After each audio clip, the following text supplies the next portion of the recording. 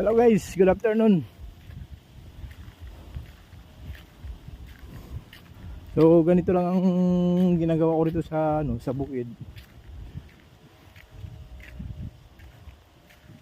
Akyat baba lang. Bakit na naman ako ngayon, no?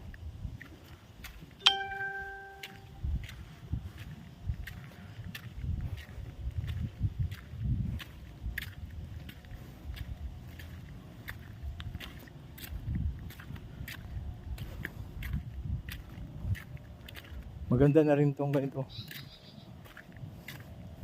At least pag dito pala sa sa bukid ka nakatira, no? Maganda, tahimik. Walang sakit sa ulo. Hindi katulad pag nandoon ka sa sa bayan. Hindi naman lahat. Doon sa tinirahan ko, grabe. Wala ka nang labas-labas sa bahay mo.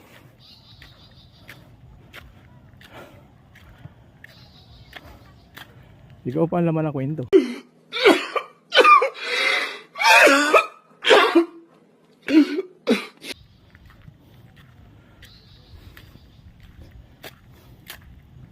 Ano pa, bato-bato sa langit ang tamaan sa pool.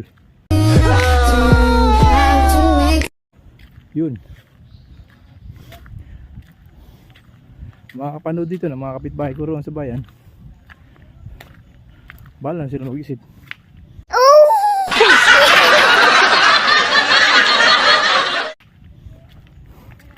Kasi ako nagsasabi na ako ng totoo.